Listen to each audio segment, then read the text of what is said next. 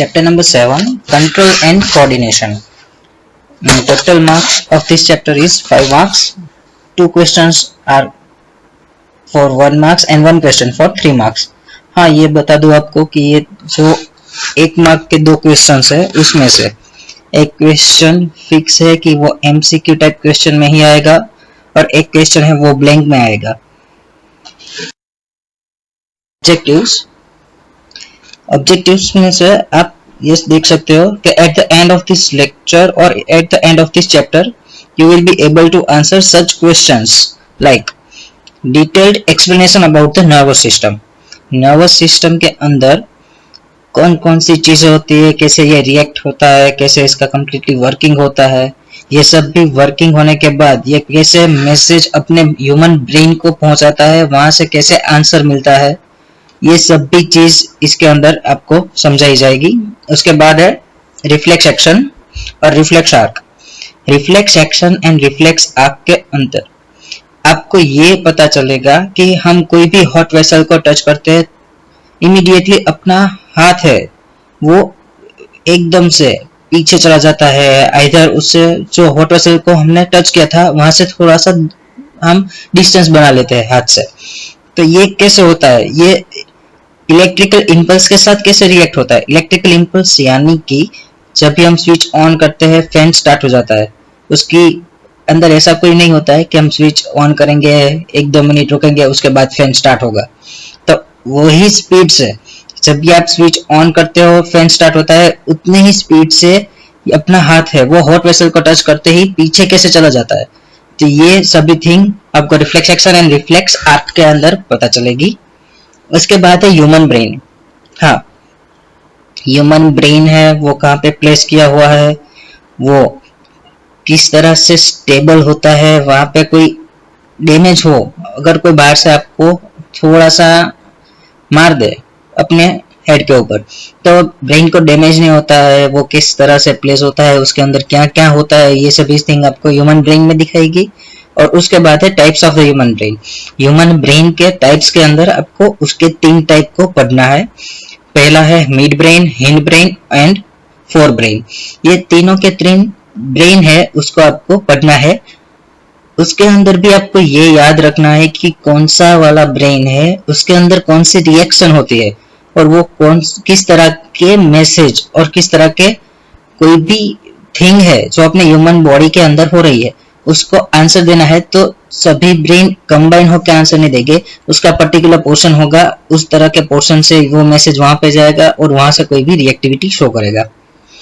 अब ये human brain है उसको टिश्यू कैसे प्रोटेक्ट करते हैं ये भी आपको eight the end of this lesson पता चल जाएगा. अपने नर्वस टिश्यूज है वो ह्यूमन बीइंग के साथ कनेक्ट होके किस तरह से कोई अलग सी रिएक्शन फॉर्म करते हैं, जिस तरह से अपनी पूरी बॉडी है वो कंट्रोल के साथ साथ कोऑर्डिनेट भी करती है. ये थिंग आपको इस क्वेश्चन के अंदर पता चलेगी. उसके बाद है कोऑर्डिनेशन इन प्लांट्स.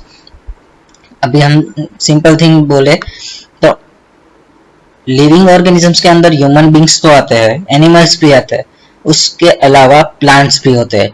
तो वो प्लांट्स के अंदर कैसे कोऑर्डिनेट करेगा, प्लांट्स के अंदर कोऑर्डिनेट हो जाने के बाद उसके अंदर कैसे कंट्रोल करेगा, ये सभी थिंग भी आपको इसके अंदर पता चलेगी. Immediate response to the stimulus, it means that mimosa. हम लोग मिमोसा तो देखा होगा कि हम कोई भी एक प्लांट है जिसको हम टच करते हैं तुरंत ही उसके सारे लीव्स है वो क्लोज्ड हो जाते हैं. तो ये कैसे क्लोज्ड हो गए, उसके अंदर इमीडिएटली रिस्पॉन्स कैसे होगा, ये कौन सी रिएक्शन उसके अंदर हुई थी, ये सभी थिंग आपको इसके अंदर पता चल. उसके बाद at the end of the lesson you will be able to also give the such questions. अब यहाँ पे देखो, first of all movement due to the growth. Growth के वजह से जो ग्रोथ होता है, मूवमेंट होती है, उसके वजह से कैसे वो अलग अलग टाइप्स शो कर रहा है. फर्स्ट टाइप है geotropism, second phototropism, केमोट्रोपिज्म, hydrotropism and thigmotropism. हाँ, ये सभी टाइप ऐसे है जिसके अंदर से 1 मार्क का क्वेश्चन पूछ सकते हैं. Movement due to the growth, growth होते होते उसकी मूवमेंट कैसी होती है, ये 5 थिंग में से कोई एक थिंग के ऊपर वो डिपेंड करेगा. अब मूवमेंट हो रही है तो आइदर वो स्टेम की मूवमेंट होगी, लीव्स की होगी और रूट्स की होगी। तो ये सभी थिंग के अंदर मूवमेंट कैसे होती है, उसके ऊपर कौन से ऐसे अफेक्टेड पोर्शंस है जो इसको अफेक्ट करेंगे, ये सभी थिंग आपको इसके अंदर पता चलेगी। उसके बाद है हार्मोन्स इन एनिमल्स। अब एनिमल्स के हार्मोन्स है वो भी आपको पढ़ने हैं, और कोई प्लांट्स है वो ट्री है उसके भी हार्मोन को आपको पढ़ना है।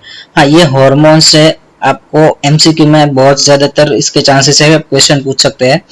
ये हार्मोन्स सीक्रेट कहाँ से होता है, ये सीक्रेट होने के बाद उसका एक्शन वहीं पे होता है या कोई दूसरी जगह पे होता है, ये अलग अलग जगह पे कैसे ट्रैवल करते हैं, कौन से पोर्शन में कौन सा हार्मोन है वो यूजफुल है, ये सब भी थिंग आपको इसके अंदर पता चलेगी। यानी कि पूरे बॉडी का जो कोई भी टोटल, जो हम बोल सके कि कंट्रोल कैसे होता है टोटल बॉडी, और उसके साथ साथ कोऑर्डिनेटेड पोर्शन कौन कौन से है और वो कौन कौन से पोर्शन है जो कैसे रिएक्ट करेंगे, ये सब भी थिंग आपको इसके अंदर पता चलेगी। और ये चैप्टर है, टोटल मार्क है इसके 5 मार्क्स है, तो आपको इसको अच्छी तरह से पढ़ना है, क्योंकि ये एक ऐसा चैप्टर है कि जिसके अंदर से आप चाहो तो एक भी मार्क कट नहीं हो सकता है। ओके, तो स्टार्ट करते हैं। फर्स्ट ऑफ ऑल इंट्रोडक्शन, जो इंट्रोडक्शन है उसको ओवरव्यू वाइज एक बार ले लेते हैं। Here we looked at the life processes involve maintenance functions in living organisms.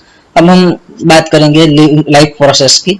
तो लाइफ प्रोसेस के अंदर तो बहुत सारी चीजें होती है। फर्स्ट ऑफ ऑल मैं बोल सकता हूँ तो रेस्पिरेशन, रेस्पिरेशन के बाद डाइजेशन, डाइजेशन हो जाने के बाद न्यूट्रिशन। तो ये सभी थिंग ऐसी है कि जो लाइफ प्रोसेस के अंदर इन्वॉल्व है। अभी ये आप सोचो कि आपने खाना खाया है तो डाइजेशन के लिए आप कोई भी स्विच तो प्रेस करोगे नहीं, ये तो अपने आप ही डाइजेस्ट होने वाला है। उसके बाद आप रेस्पिरेशन कर रहे हो तो वो भी अपने आप हो रहा है। आपका हार्ट है वो बीट कर रहा है तो हार्ट बीट भी उसके साथ ही होगी, वो अपनी तरह से ही होगी। आपको उसके अंदर कोई रिएक्शन या कोई स्विच नहीं प्रेस करनी है। तो ये अपने आप कैसे रिएक्शन करता है, तो उसका कंट्रोल कौन करता है, और ये कंट्रोल करता है तो उसके साथ साथ कोऑर्डिनेटेड पोर्शन कौन कौन सा है, ये सभी थिंग आपको इस चैप्टर के अंदर पता चलेगी। Also we think the movement as a response to a change in the environment of the organism। हम लोग ये भी सोच सकते हैं कि मूवमेंट है वो एनवायरमेंट के थ्रू भी हो सकती है। हाँ, हो सकती है। मैं बोल दूं, हमने आगे भी देखा था कि थिग्नोट्रोपिज्म आपने बोला था, आगे 5 पोर्शंस थे, जियोट्रोपिज्म, फोटोट्रोपिज्म वाले। तो ट्रोपिज्म का मीनिंग मेन होता है कि मूवमेंट। ये मूवमेंट एटमॉस्फेयर के वाइज, यानी कि जो सपोज लाइट के साथ उस कोई भी प्लांट है और कोई भी लिविंग ऑर्गेनिज्म है उसकी मूवमेंट होती है, तो ये मूवमेंट लाइट के थ्रू हुई है। That's why is known as phototropism. आपको 4th पॉइंट में ये भी दिखाई देगा कि any of the movement we have seen in the plants is called tropism. तो मूवमेंट हमको कोई भी दिखती है किसके अंदर, कोई भी प्लांट्स के अंदर, तो ये उसको हम बोलेंगे ट्रोपिज्म। ये ट्रोपिज्म दूसरा कुछ भी नहीं है, मूवमेंट शो करता है ड्यू टू द ग्रोथ। ये ग्रोथ के साथ साथ जो मूवमेंट शो करता है उसको हम बोलते हैं ट्रोपिज्म। ये ट्रोपिज्म होता है, इसके अंदर एनवायरमेंटल चेंजेस को मेजर करते हैं। अभी हम प्लांट्स को बात करेंगे तो प्लांट्स है वो ग्रोन आउट होते हैं फ्रॉम द सनशाइन। सनशाइन उसको मिलेगी, यानी कि सनलाइट उसको मिलेगी। ये फोटोसिंथेसिस रिएक्शन शो करेंगे। फोटोसिंथेसिस रिएक्शन शो करने के बाद ये अपना फूड पका के ग्रोथ करते हैं।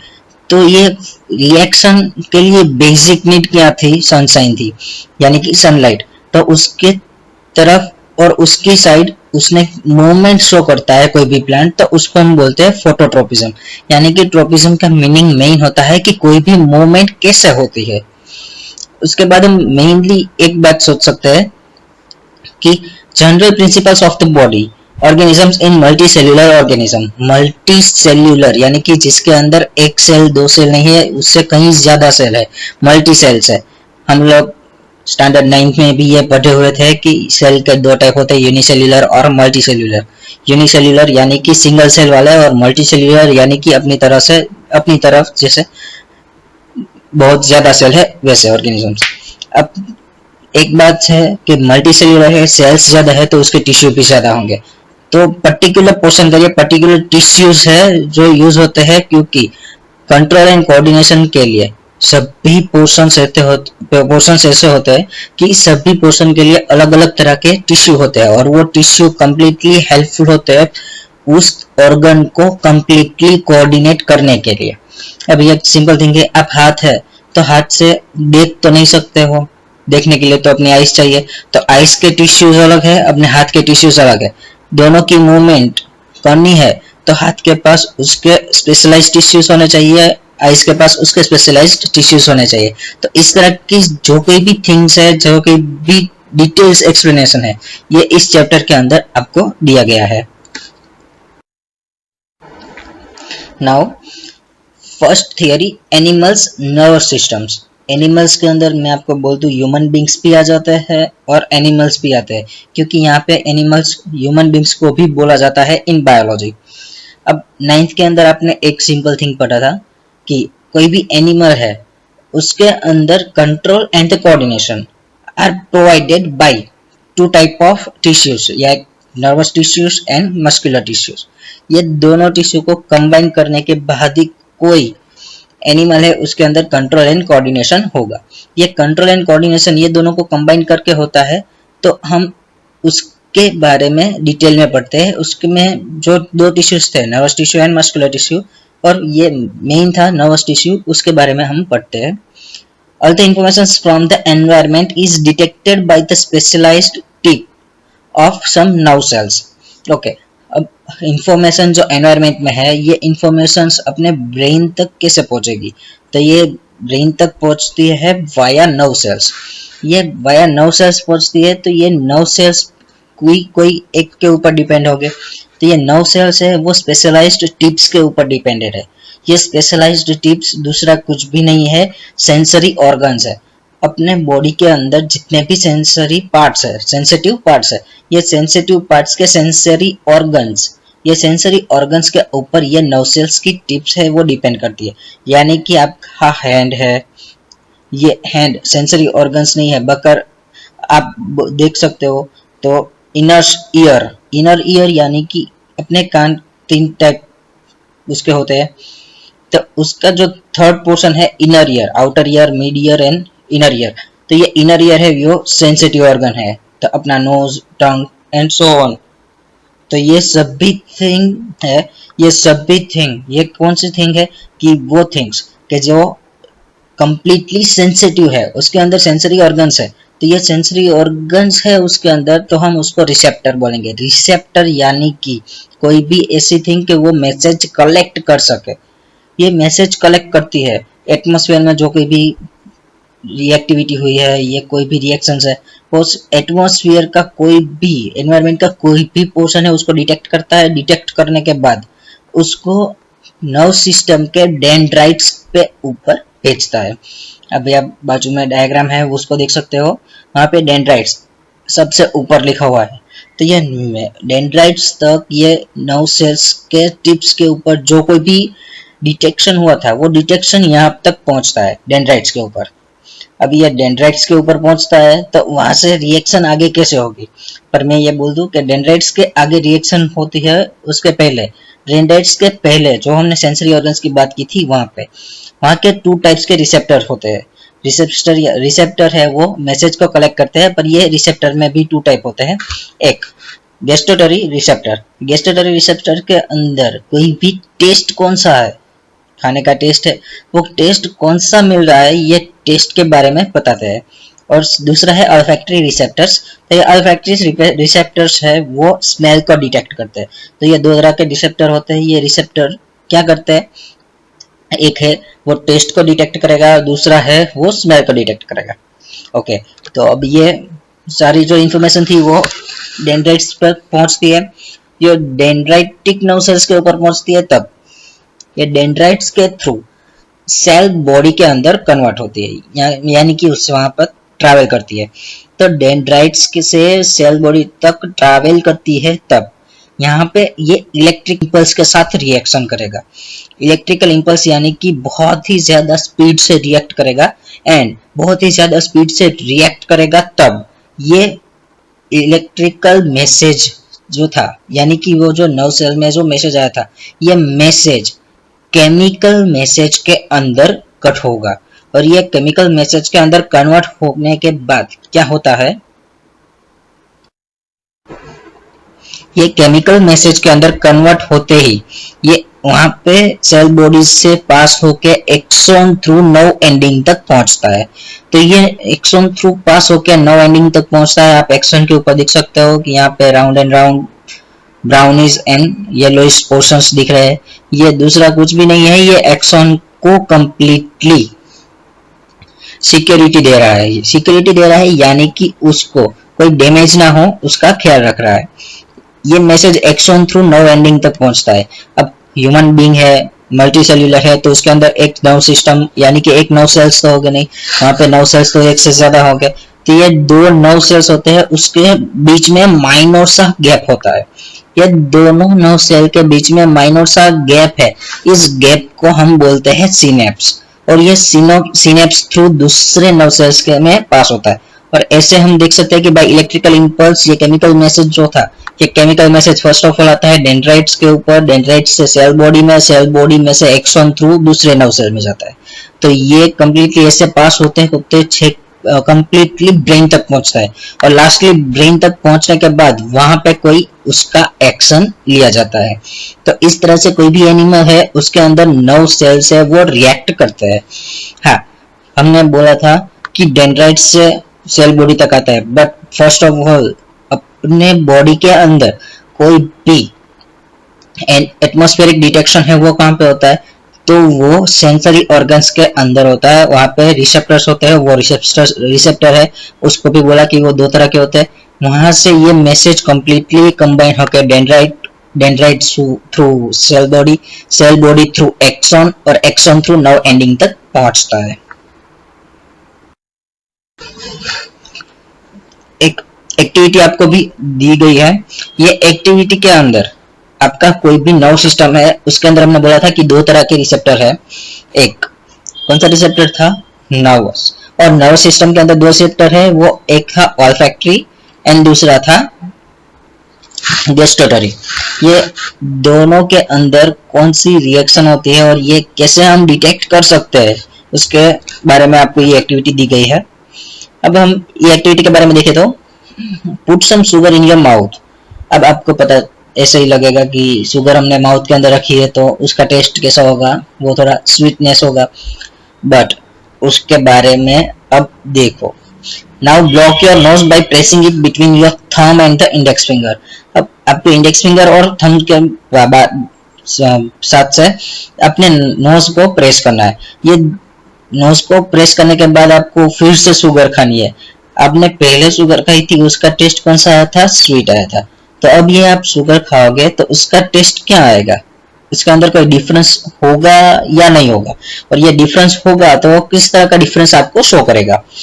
हाँ, तो उसका आंसर है yes, there is a drastic difference in our taste. Drastic difference यानी कि बहुत ही ज्यादा डिफरेंस शो करता है। और ये ज्यादा डिफरेंस क्यों शो करता है, because the integration of both organs of the taste और टंग्स, अपने टेस्ट को भी और अपने टंग्स को भी ये अफेक्ट करता है। बिकॉज हम कोई भी खाना खाते हैं तो उस खाने के बारे में देखें तो उसका स्मेल और उसका टेस्ट, ये दोनों हम डिटेक्ट करते हैं। और ये दोनों जब डिटेक्ट हो गए तब भी उसका कंप्लीटली रोल प्ले होगा, यानी कि ऑल्फैक्टरी सिस्टम और गेस्टोटरी सिस्टम, ये दोनों सिस्टम कंप्लीटली रिएक्ट करेंगे। ये दोनों कंप्लीटली रिएक्ट करेंगे तो ही हम कोई अच्छा टेस्ट यानी कि जो उसका परफेक्ट टेस्ट है वो हम चेक करते हैं। अब ये टेस्ट आ गया, ये टेस्ट के अंदर mainly olfactory systems plays an important role because almost 80% यानी कि 80% of what we smell through our olfactory lobes are then judged by the things we taste. हम जो टेस्ट करते हैं उसका 80% तो कोई भी थिंग है वो 80% तो ऑल्फैक्टरी सिस्टम ही उसका टेस्ट हमको शो करता है। अब देख लो कि 80% तो ये अपना ऑल्फैक्टरी सिस्टम शो करता है। ऑल्फैक्टरी का काम क्या था, वो स्मेल को शो करता था। अभी हमने नोज ही क्लोज कर दिया है, ब्लॉक कर दिया है, तो हमको स्मेल ही नहीं आएगी। और स्मेल ही नहीं आएगी तो जो 80% उसका रोल प्ले कर रहा था वो कंप्लीटली क्लोज हो जाएगा। यानी कि हमको कोई टेस्ट आएगा तो ओनली 20% ही टेस्ट आएगा, वो उसके अलावा टेस्ट नहीं आएगा। इसलिए हम बोल सकते हैं कि वहां पे ड्रास्टिक डिफरेंस हमको शो कर रहा है। हाँ, आपने ऐसा भी पहले बहुत सारे बार देखा होगा कि बहुत टाइम पहले आप देख सकते थे कि आपको कोल्ड है, कोल्ड होते ही बहुत सारे लोग ऐसे होते हैं कि जो ऐसे बोलते हैं कि खाने का मूड नहीं है, ये टेस्ट नहीं आ रहा है। वो टेस्ट इसलिए नहीं आ रहा है क्योंकि आपकी ऑल्फैक्टरी सिस्टम डैमेज है, और डैमेज है इसलिए आप स्मेल नहीं ले सकते हो, और स्मेल नहीं ले सकते हो यानी कि आपका 80% ऑफ वर्क इनकम्प्लीट है। तो आपको टेस्ट आएगा वो ओनली 20% का आएगा, और 20% में आपको वो जो पहले टेस्ट आता था वो अब नहीं आ सकता। यानी कि ये सिस्टम, अपनी जो बॉडी की टोटल सिस्टम है, ये दो तरह के रिसेप्टर के साथ चलती है। वो मेनली एक स्मेल का है और एक टेस्ट का है।